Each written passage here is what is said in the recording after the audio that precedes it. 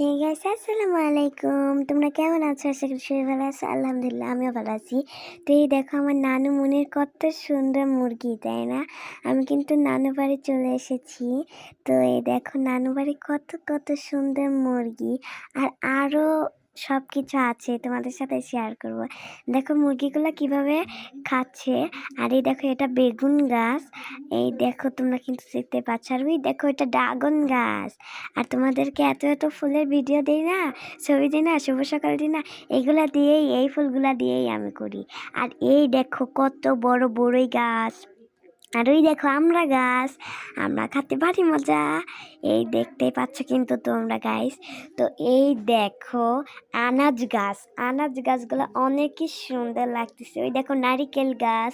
আমার নানু বাসায় না অনেক অনেক হচ্ছে গাছ আছে, তোমাদের সঙ্গে শেয়ার করতেছি। দেখতে পাচ্ছ আরেকটা বড় গাছ।